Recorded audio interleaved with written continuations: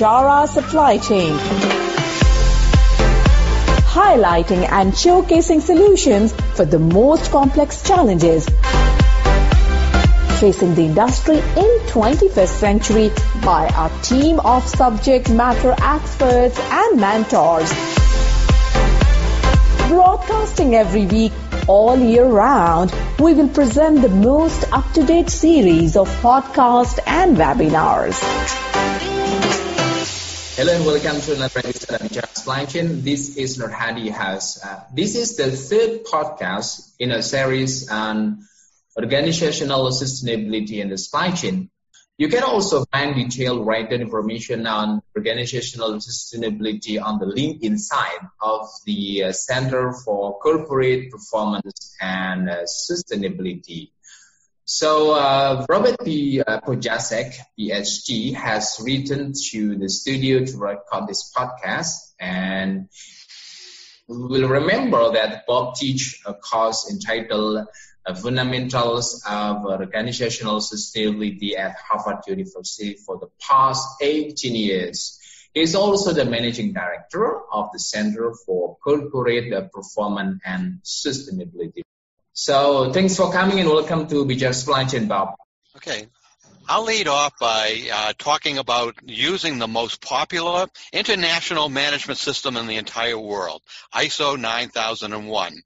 This title is the Quality Management System, and how it can help all operating facilities to provide its content and its high-level structure to move a company from standalone sustainability program to the kind of organizational sustainability program that I spoke to in the first podcast. There are over 1 million companies in the world in 170 countries that are certified to ISO 9001. Many of these companies are a customer of the company's supply chain. These standards are based on a set of quality management principles and strong customer focus and the motivation and involvement of the top leader at each facility, the process approach, and continual improvement. Like other new and revised management systems, ISO 9001 uses the high-level structure that I presented in the first podcast in this series. There are other important activities that call for ISO 9001 that are not found in ISO 14001, the environmental management system. I often start the road to organizational sustainability with ISO 9001 and add ISO 14001. Customers like the focus that ISO 9001 brings to the organizational sustainability program. Other external stakeholders want to see ISO 14001 environmental management. Sometimes they even call this environmental sustainability, but we see it as 5 standards. So what we're looking at is the ISO 14001, the ISO 45001, which is the health and safety, and the ISO 50001, which is the energy management system. And then finally, the ISO 26000, which is for the social responsibility. The large companies are asking for many of these standards to be used by the supply chain. The reason is that investors, lenders, and outside stakeholders are requiring them.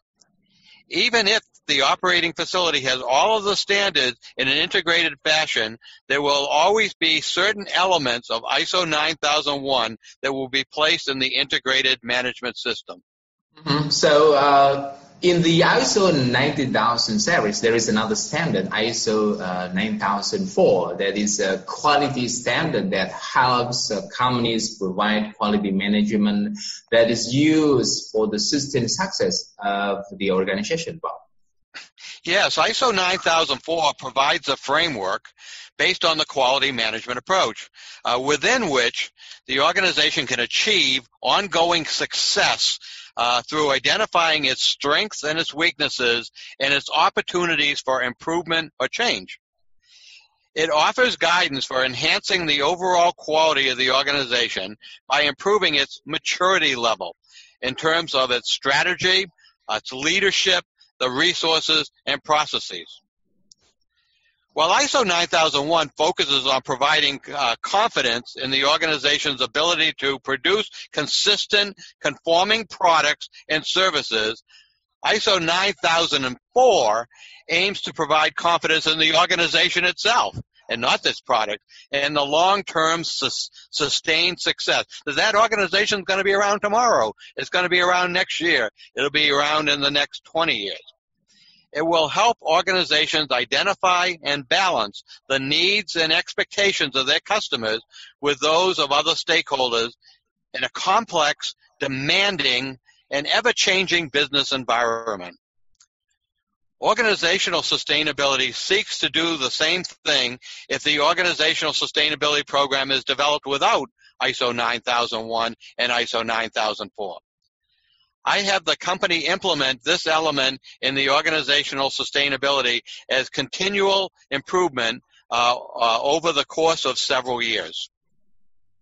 ISO 9004 also includes an enhanced self-assessment tool. So they don't need to bring in auditors from other places. They can assess themselves now and share that assessment with the clients that they have, the customers they have. That helps the operations assess the level of maturity of the various components of their system, as well as identify and prioritize potential areas for improvement. It will help organizations to move from organizational sustainability program to the next level beyond its reliance on the 5 ISO management systems contribution to the basic high-level structure. ISO 9004 does this by addressing topics such as the alignment and the deployment of strategy, policy, and objectives within the broader context of the organization's vision, mission, values, and culture. And this is really pleasing to investors, lenders, and stakeholders. This is a whole new level that they rarely see from companies that use a standalone sustainability program. Wow, that is very impressive. So, however, I know you will now tell us about the adding organizational resilience to the organizational sustainability program. Yes, we live in a world where the rate of change is accelerating at speeds that we've never seen before. Organizational resilience is the key for any organization wanting to thrive in an ever-changing world. In fact, enhancing resilience should be at the heart of any organization's purpose. ISO 22316 is titled Security and Resilience, Organizational Resilience, Principles and Attributes. This standard provides a framework to help organizations future-proof their business, installing key principles, attributes, and activities that have been agreed to upon by experts in over 170 different countries. Improving the resilience of organizations ensures that they are not only better placed for anticipating and responding to potential risks, but that they can harness opportunities as well. You will remember that we covered some of these activities in the risk and risk management activity in podcast number 2. The Organizational Resilience Standard takes a wide view of things that can drive resilience in an organization. Many of these are behavioral and have not been widely studied in the past.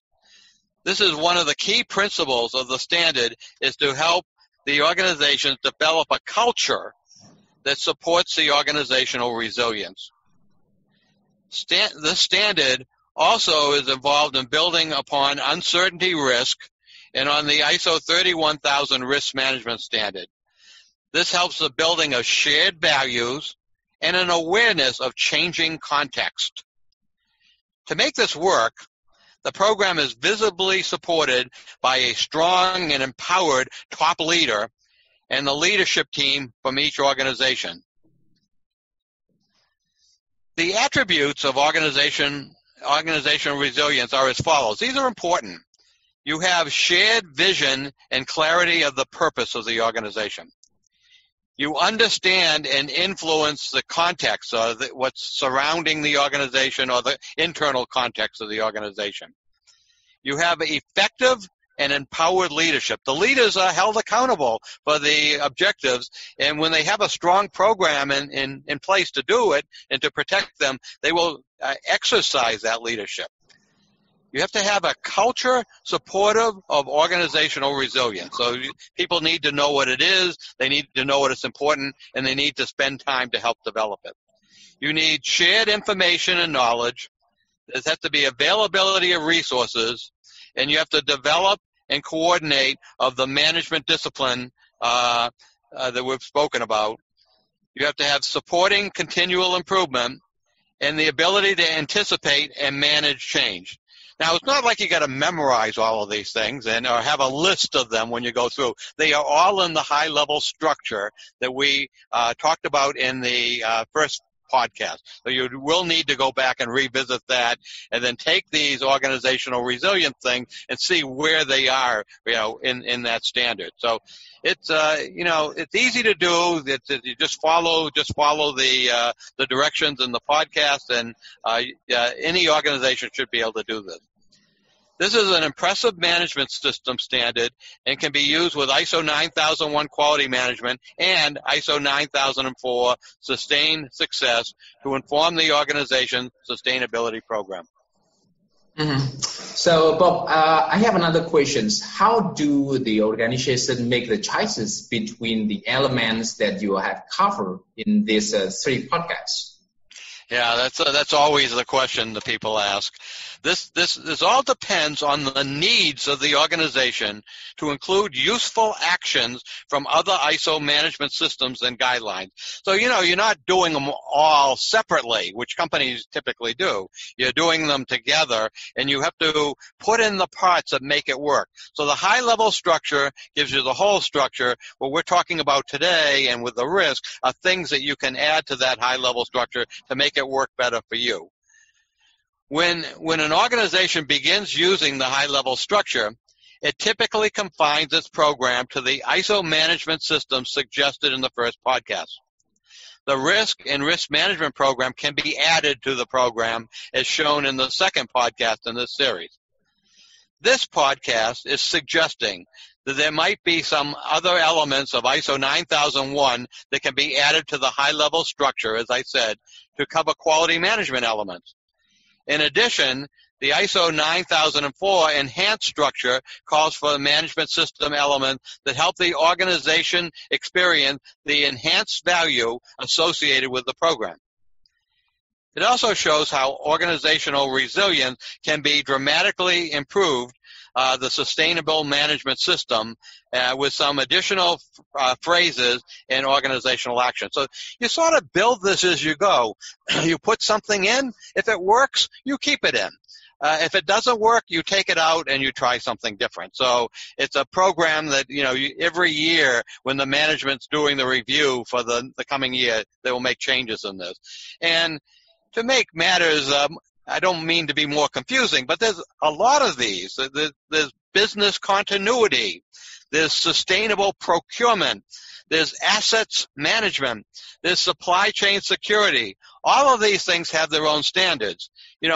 In the work I do in this area, I've used almost 40 management system standards to create organizational sustainability that addresses the important consideration in how the company operated. Remember, I told you in the first week that even though you were adding a whole set of new things, that 75% or so of the high-level structure is common to everything. So we're just changing in the 25%. So it's not as difficult sometimes as people make it sound. Every organization should be on the lookout for program elements to add to their organizational sustainability program. The management review process can keep track of these operational elements. They could be removed from the program after a proper review, and new elements can be added, just as I said. So it's fairly simple. If there's a demonstrated need expressed to the management review by the stakeholders and other interested parties, this is a way you can meet them. Remember, we said, say what you do what you say, do it effectively and be able to improve it. That's all this is doing. And the stakeholders are going to love you. The investors are going to love you. And even the big customers that you're making things for will smile when they speak to you. The potential complexity associated with growing and changing management system structure points out the need for proper education, training, and competency building. The fourth podcast in this series will examine the learning options for organizations to consider to make these things sort of happen. All right, so interesting. So thanks again, Bob, for today's podcast. I really enjoyed the conversation with you. Look forward to speaking with you at another time. See you and goodbye. At VCARE Supply Chain, we are committed to driving global perspective to embrace technological adaptation in improving process efficiencies. Don't forget to subscribe, like, and share VCARE Supply Chain. And stay tuned for the latest updates. To learn more, visit our website www.vicaresupplychain.com.